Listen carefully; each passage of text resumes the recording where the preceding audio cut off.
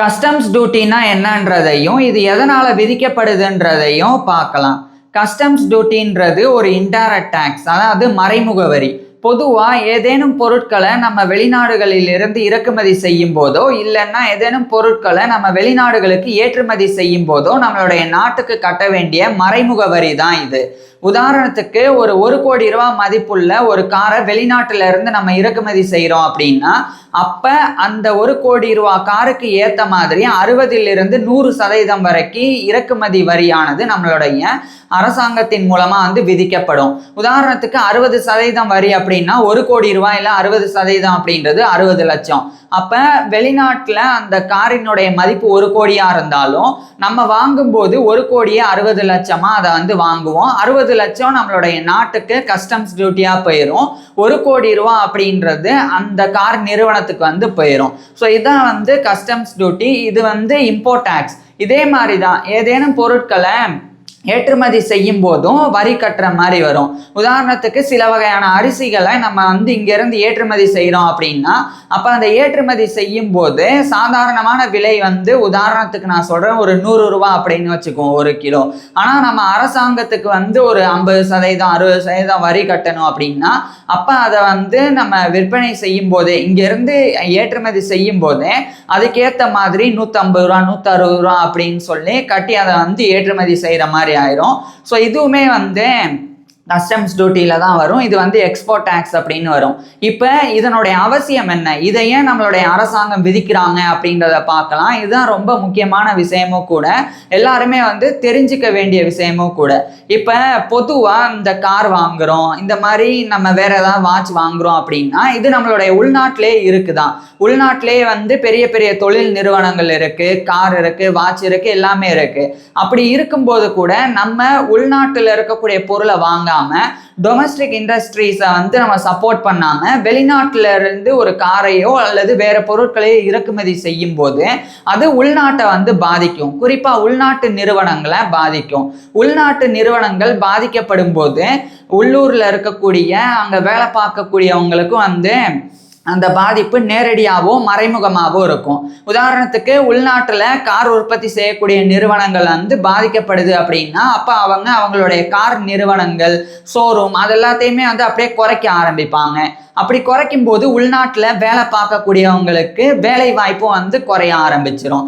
அதே சமயம் வெளிநாட்டில இருந்து நம்ம காரை இறக்குமதி செய்யும் போது வெளிநாட்டு நிறுவனங்களுக்கு நம்மளுடைய உள்நாட்டு பணம் உள்ள இருந்து வெளியே போகுது. அப்ப அது வெளிநாட்டு நிறுவனங்களுக்கு ஒரு வருமானமாகவும் இருக்கும். அதே சமயம் அவங்களுடைய நிறுவனங்கள் மிகப்பெரிய வளர்ச்சி அடைஞ்சு அவங்களுடைய நாடு மிகப்பெரிய உச்சத்துக்கும் போக ஆரம்பிச்சிடும். இப்போ இதை தடுக்கணும் அப்படின்னா அப்போ ஒரு வரியை விதிச்சாகணும். அதுதான் இந்த கஸ்டம்ஸ் டியூட்டி. அதிலே குறிப்பாக இந்த இம்போர்ட் டேக்ஸ் அப்படின்றது.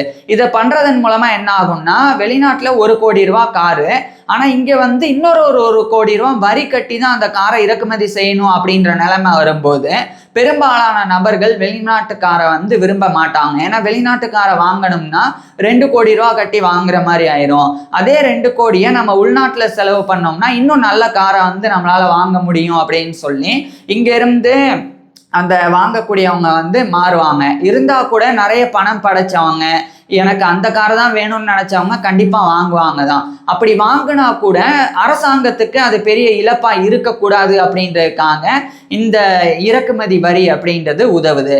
இந்த இறக்குமதி வரி எல்லாத்துக்குமே விதிக்கப்படுமா அப்படின்னா கிடையாது. சில அத்தியாவசிய பொருட்களுக்கு இதுல இருந்து விலக்கு இருக்கு. உதாரணத்துக்கு உயிர் காக்கும் மருந்துகள் வெளிநாடுகள்ல இருந்து நம்மளுடைய நாட்டுக்கு நம்ம இறக்குமதி செய்யும் போது அப்போ அதுக்கு வரி இருக்காது. ஏன்னா அதுக்கு வரி போட்டோம் அப்படின்னா நம்ம உள்நாட்டு மக்கள் தான் பாதிக்கப்படுவாங்க. அதே சமயம் வெளிநாட்டு நிறுவனங்கள் அதை நம்மளுடைய நாட்டுக்கு ஏற்றுமதியும் செய்ய மறுப்பாங்க. அது ஒரு பிரச்சனை இருக்கு.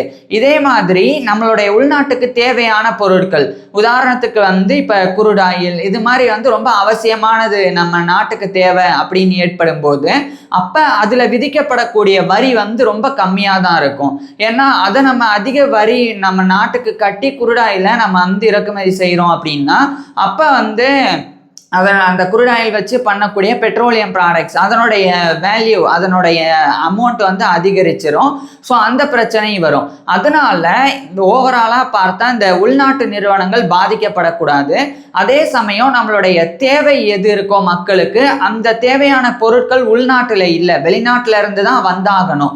அப்போ அதுக்கு வந்து வரி கம்மியாக விதிக்கிறது, இல்லைன்னா வரி விலக்கு அளிக்கிறது.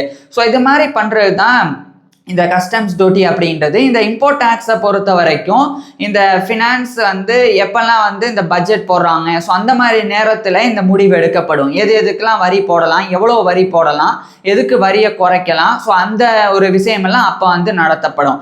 அதே மாதிரி இப்போ ஏற்றுமதி பொறுத்த வரைக்கும் இதுவும் வந்து ரொம்ப முக்கியமான ஒரு விஷயம்தான். இப்போ உள்நாட்டில் வந்து அரிசி வந்து கிடைக்குது.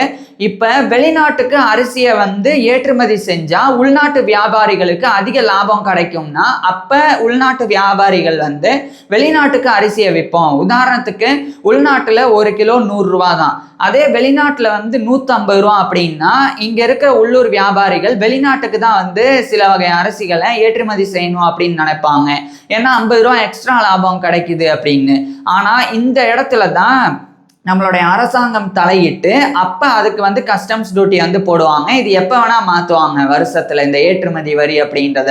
அப்படி பண்ணுறனால என்ன நன்மை நடக்கும் அப்படின்னா, இப்போ உதாரணத்துக்கு வெளிநாட்டுக்கு 150 ரூபாய்க்கு வந்து அரிசி வந்து ஏற்றுமதி பண்ணுறாங்க 1 கிலோ அப்படின்னா, அப்போ நம்மளுடைய அரசாங்கம் அதுக்கும் வந்து வரி போடுவாங்க, ஒரு 50 ரூபா 100 ரூபா அப்படின்னு. அப்போ வரி போடும்போது என்ன ஆயிரும் அப்படின்னா, அப்போ கிடைக்கக்கூடிய வருமானம் அந்த 50 ரூபா அது கூடுதலாக கிடைக்கும்னு நம்பி உள்நாட்டு வியாபாரிகள் வெளிநாட்டுக்கு அதை ஏற்றுமதி செய்யும் போது அப்போ அந்த வரி பணமே அந்த வருமானத்தை வந்து குறைச்சிரும். 50 ரூபா எக்ஸ்ட்ரா லாபம் கிடைக்குதுன்னு வச்சா 60 ரூபா வரி போட்டுட்டா என்ன நடக்கும்? 10 ரூபா உள்நாட்டு வியாபாரிகள் தான் அரசாங்கத்துக்கு எக்ஸ்ட்ரா கட்டுற மாதிரி ஆயிரும். அப்போ ஏற்றுமதி செய்கிறது வேஸ்ட் அப்படின்னு நினச்சி உள்நாட்டிலேயே உள்நாட்டு வியாபாரிகள் வந்து வியாபாரம் பண்ண ஆரம்பிச்சிருவாங்க. ஸோ இதை பண்ணுறதுக்கும் அரசாங்கம் இந்த நடவடிக்கை எடுக்கிறாங்க. இதன் அவசியம் என்னன்னா, வெளிநாட்டில் தான் அதிக பணம் கிடைக்குதுன்னு உள்நாட்டு வியாபாரிகள் அரிசிகளை வெளிநாட்டுக்கு ஏற்றுமதி செய்ய ஆரம்பிச்சுட்டா உள்நாட்டில் தேவை அதிகரிச்சிரும், அதான் டிமாண்டு கூடிரும். அதே சமயம் அந்த இருப்பு வந்து கம்மியாயிரும். அப்போ இருப்பு கம்மியாயிருச்சுன்னா என்ன நடக்கும்? இங்கே வந்து விலை ஜாஸ்தியாக ஆரம்பிச்சிரும். அப்போ பொது மக்களுக்கு வந்து இது பிரச்சனையில் போய் முடியும். அதனால தான் இந்த கஸ்டம்ஸ் டியூட்டி அப்படின்ற பேரில் எக்ஸ்போர்ட் டேக்ஸை வந்து இந்த மாதிரி வந்து இஷ்டத்துக்கு வந்து மாற்றுவாங்க. இஷ்டத்துக்கு அப்படின்னா அவங்களுடைய நினப்புப்படி கிடையாது. நம்மளுடைய பொருளாதாரம் எப்படி இருக்குது, உள்நாட்டில் என்ன தேவை இருக்குது, அதெல்லாம் பார்த்து தான். இப்போ உள்நாட்டில் தேவைக்கு அதிகமாக ஒரு பொருள் உற்பத்தி ஆகுதுன்னு வச்சுக்குவோம். உதாரணத்துக்கு அரிசியே எடுத்துக்குவோமே, சில வகை அரிசிகள் வந்து உள்நாட்டு தேவை வந்து 100 கிலோ தான், ஆனால் உற்பத்தி ஆகுறது 200 கிலோ. அப்போ என்ன நடக்கும்னா ஏற்றுமதி வரி வந்து போட மாட்டாங்க, கஸ்டம்ஸ் டியூட்டி போட மாட்டாங்க. ஏன்னா உள்நாட்டிலேயே வந்து அதிகமாக இருக்குது. அப்போ உள்ளூர் வியாபாரிகளுக்கு அது நஷ்டமாக வாய்ப்பு இருக்குது, விவசாயிகளுக்கு நஷ்டமாக வாய்ப்பு இருக்குது. அப்போ அந்த எக்ஸ்ட்ராவாக இருக்கிற 100 கிலோ அதை வந்து வெளிநாட்டுக்கு ஏற்றுமதி பண்ணட்டும், அதன் மூலமாக சம்பாதிக்கட்டும் அப்படின்னு சொல்லி அரசாங்கம் வந்து விட்டுடும். ஸோ இதுவும் வந்து ஒரு விதத்தில் வந்து கஸ்டம்ஸ் டியூட்டி வந்து சில நேரங்களில் போடுறது, சில நேரம் விதிக்காமல் இருக்கிறதுக்கு இதுவும் வந்து ஒரு காரணம். அதே மாதிரி வின்ஃபால் டேக்ஸ் அப்படின்னு சொல்லி ஒன்று இருக்குது. அதை பற்றி மேலோட்டமாக மட்டும் பார்த்துடலாம். வின்ஃபால் டேக்ஸ் அப்படின்னா என்னன்னா, வெளிநாடுகளில் சில பொருட்களினுடைய மதிப்பு வந்து அதிகமாகும் போது நம்ம உள்நாட்டில இருந்து அதை வெளிநாட்டுக்கு ஏற்றுமதி செய்யக்கூடிய நிறுவனங்களுக்கு அதிக லாபம் சடனா வந்து கிடைக்கும். உதாரணத்துக்கு இப்ப போர் நடந்து குருடாயில் வந்து ரேட் அதிகரிக்குது. அப்ப நமக்கு வந்து கம்மியான ரேட்டுக்கு குருடாயில் கிடைக்குதுன்னு வச்சுக்குவோம். இங்க இருந்து பெட்ரோலா அதை வந்து மாத்தி இங்க இருக்கக்கூடிய பெட்ரோலியம் நிறுவனங்கள் அதை வெளிநாடுகளுக்கு அனுப்பும்போது அதிக விலைக்கு வந்து விற்பாங்க. அப்போ 100 ரூபாய் கிடைச்ச இடத்துல 200 ரூபா 300 ரூபா அப்படின்னு கிடைக்க வாய்ப்பு இருக்கு. அப்படி கிடைக்கும் போது அது உள்நாட்டு நிறுவனத்துக்கு மட்டும் சாதகமாக இருக்கக்கூடாது, அது நம்மளுடைய நாட்டுக்கும் அந்த லாபத்தில் பங்கு இருக்கணும் அப்படின்னு சொல்லி கிடைக்கக்கூடிய அந்த அதிகபட்ச லாபத்தில் ஒரு பகுதி அரசாங்கத்துக்கு வேணும் அப்படின்னு சொல்லியும் அரசாங்கம் வந்து ஒரு வகையான வரி விதிப்பாங்க.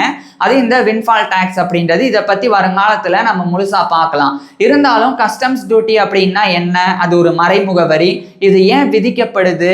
இது வந்து நம்மளுடைய நாட்டு வருமானத்தை பெருக்கிறதுக்காகவும் உள்நாட்டு தேவையை வந்து சரியாக வந்து சீராக்குறதுக்காகவும் அதே சமயம் உள்நாட்டு வியாபாரம் உள்நாட்டு பெரிய பெரிய நிறுவனங்கள் டொமஸ்டிக் இண்டஸ்ட்ரீஸ்லாம் அழிஞ்சு போகாமல் இருக்கிறதுக்காகவும் எடுக்கப்படக்கூடிய ஒரு மிகப்பெரிய நடவடிக்கை தான் இது. ஸோ அதுக்காக தான் இந்த கஸ்டம்ஸ் டியூட்டி அப்படின்றது விதிக்கப்படுது. இது புரிஞ்சிருக்கும்னு நினைக்கிறேன். புரிஞ்சிருந்தா கீழே கமெண்ட்ல சொல்லுங்க. புரியலனாலும் கேள்வி இருந்தால் தாராளமாக கேட்கலாம். நான் பதில் சொல்கிறேன். அடுத்த வீடியோவில் பார்க்கலாம். தேங்க்யூ.